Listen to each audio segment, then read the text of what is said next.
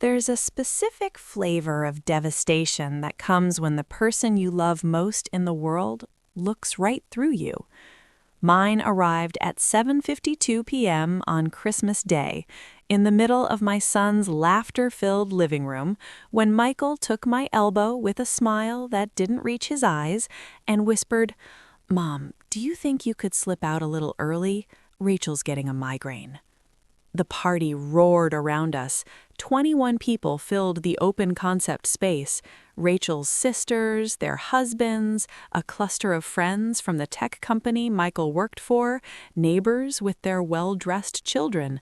The air was thick with the scent of pine, mulled wine, and roasted turkey. I'd brought my grandmother's trifle, the one with the real custard and sherry-soaked sponge, the one Michael used to beg for as a boy. It sat nearly untouched on the dessert table next to a store-bought Yule log. Christmas music, Bing Crosby this time, drifted from invisible speakers. The tree, an enormous, perfectly symmetrical noble fir, glittered with what looked like 1,000 crystal ornaments. It was a beautiful scene, a picture-perfect holiday, and my son was gently, firmly asking me to exit it. "It's just, you know how the noise affects her," Michael murmured, guiding me toward the kitchen hallway, away from the guests.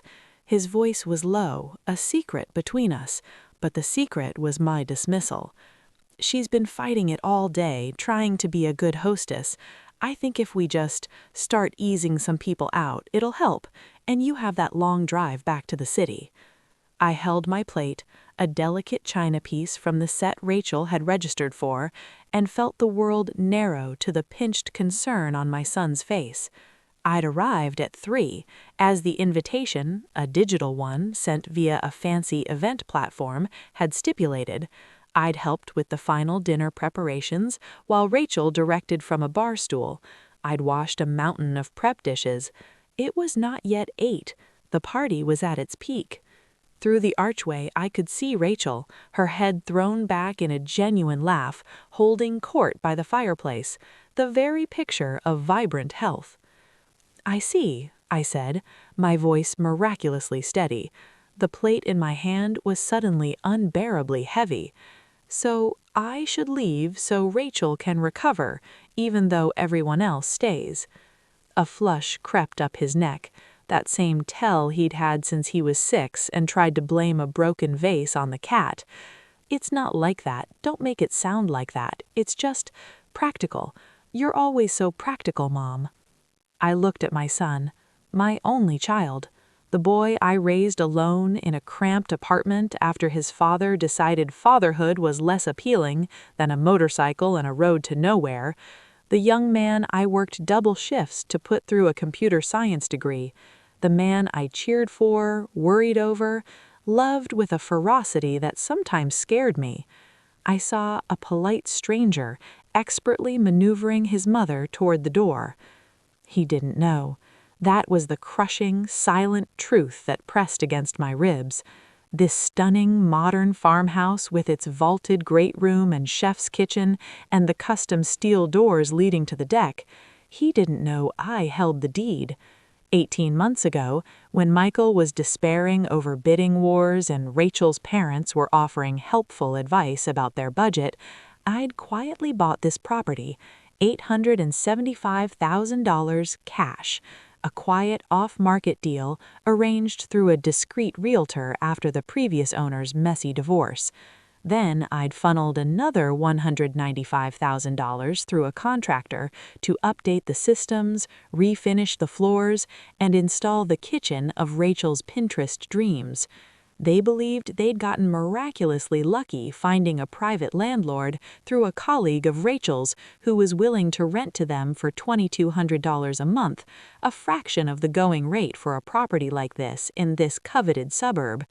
They believed their landlord was a retired investor named Arthur Lynch, who communicated only via a property management email.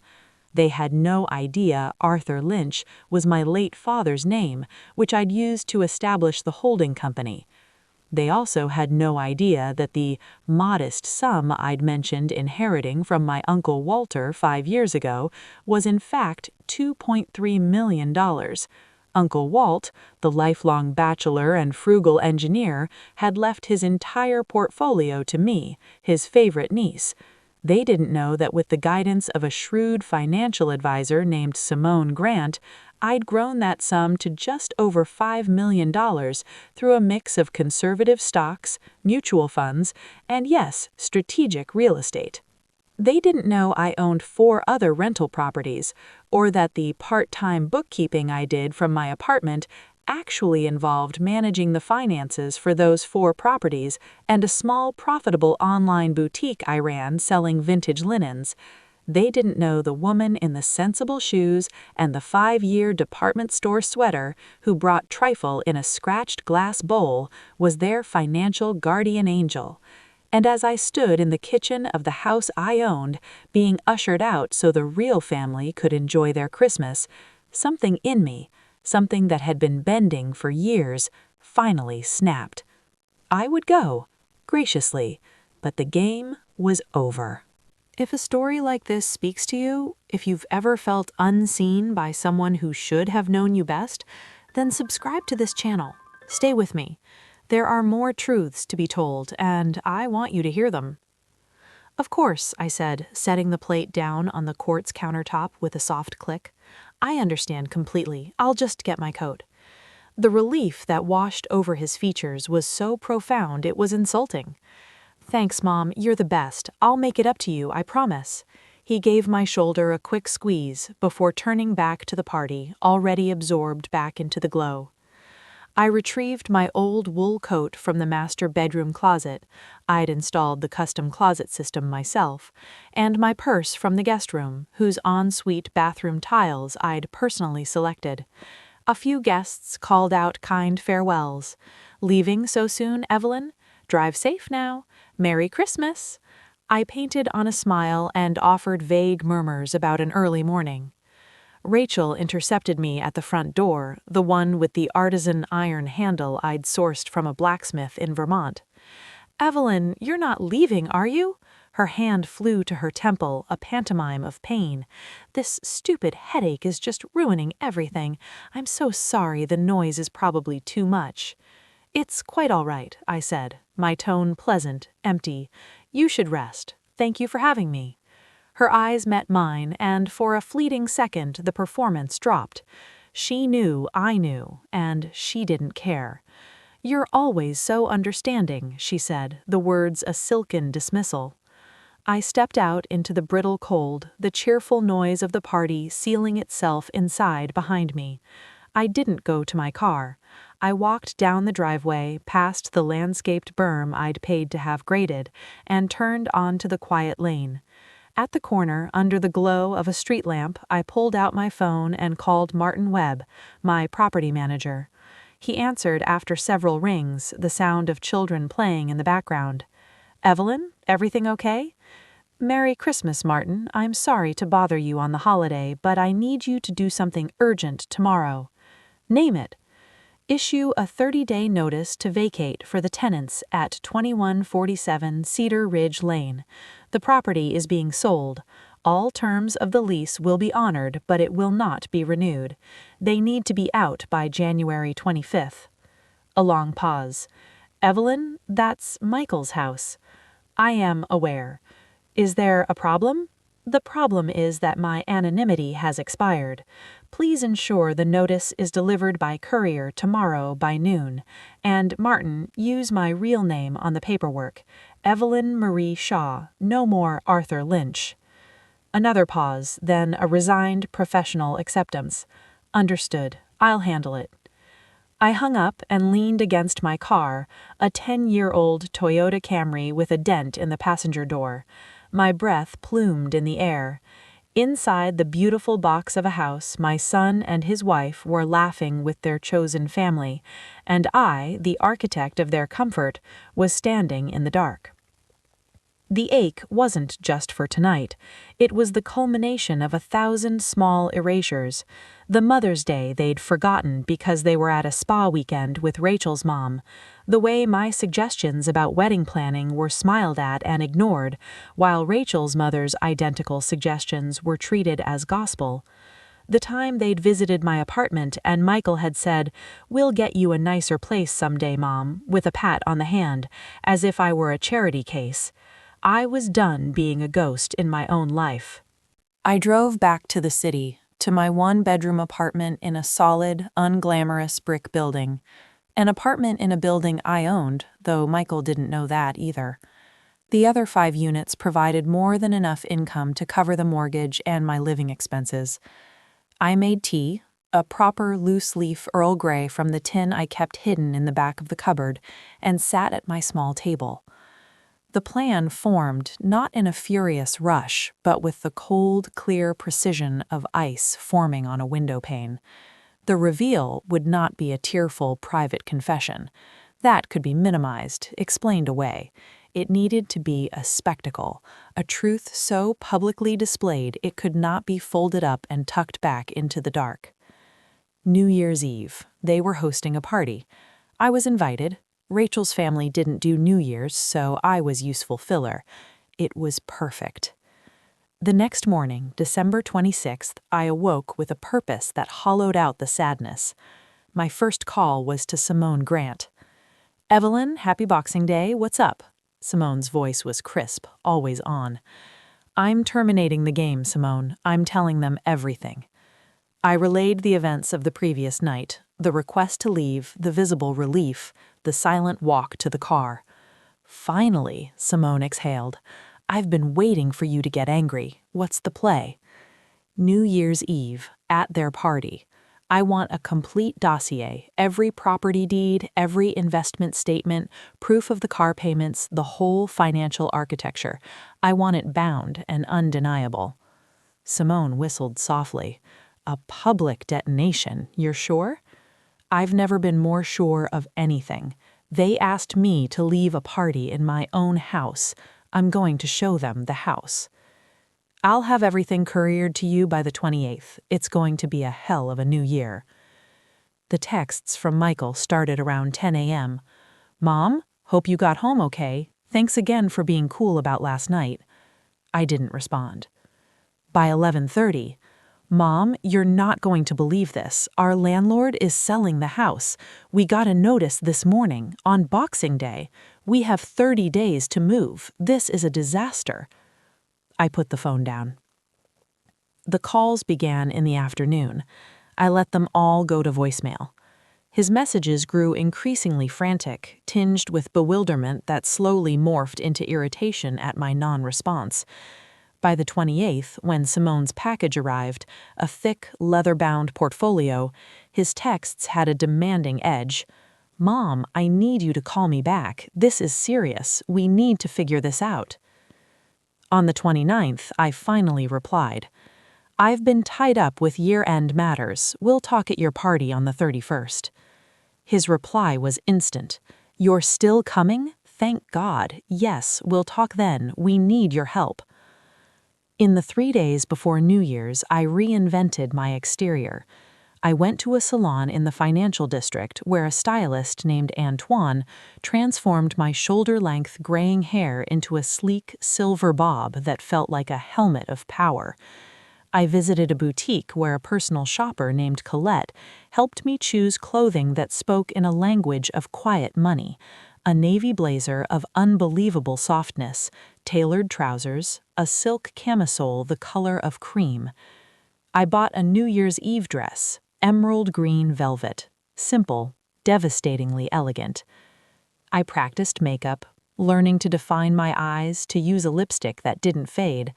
I stood before my full-length mirror and met the gaze of a woman who looked capable, composed, and wealthy, the woman I had been all along. On the afternoon of the 31st, Michael came to my apartment. He looked harried, his shirt wrinkled. "Mom, where have you been? We're in a total crisis." He barreled in, not waiting for an invitation. We can't find anything to rent that isn't twice what we're paying now, or a complete dump. We've looked at 15 places. Rachel is a wreck. Her parents are saying we should have bought when the market was lower." He ran a hand through his hair. "I was hoping, I know you got that inheritance from Uncle Walt. Is there any chance you could front us, say, $8,000 for a deposit and first and last on a decent place? We'd pay you back, obviously." I looked at him, my son, who saw me only as a possible solution to a housing problem, not as the cause of it. "Let's discuss it tonight," I said calmly, "at the party." He blinked, thrown by my demeanor, my new hair, the unfamiliar blazer. Okay, sure. Thanks, Mom, you're a lifesaver." He left, and I picked up the leather portfolio.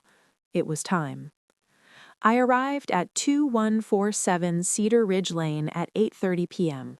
The house blazed with light, music pulsing from within. Michael answered the door, his jaw going slack. "Mom, wow, you look different." "It's a new year," I smiled, sweeping past him. The reaction inside was a wave of double takes.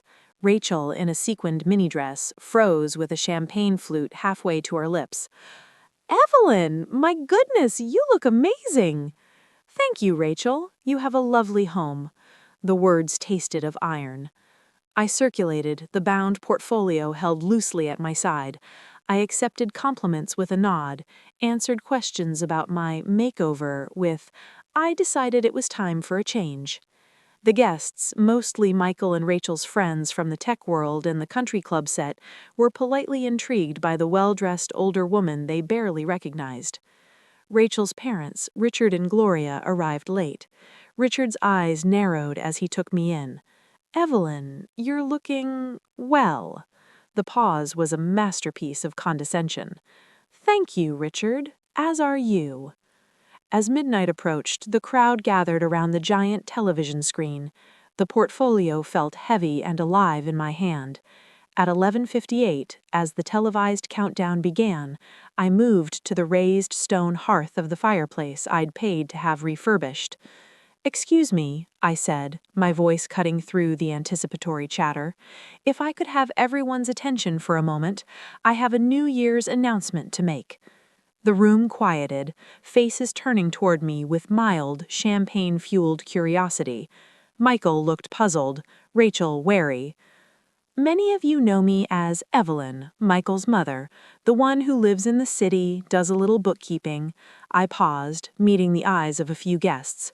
"But as we step into the new year, I believe in starting with the truth. And the truth is, you don't know me at all."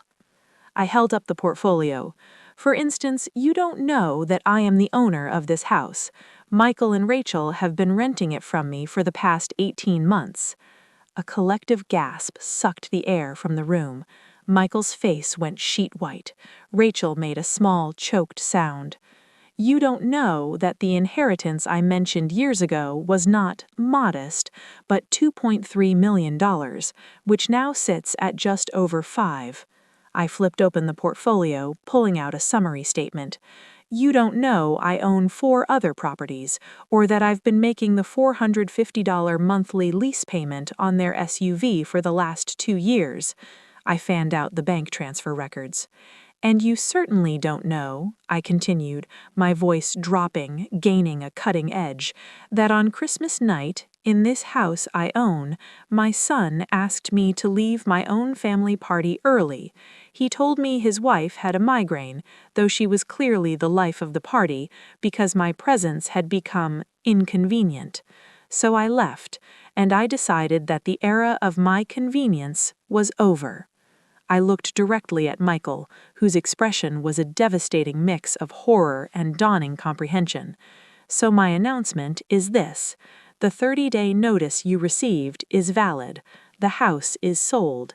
The anonymous subsidies end tonight.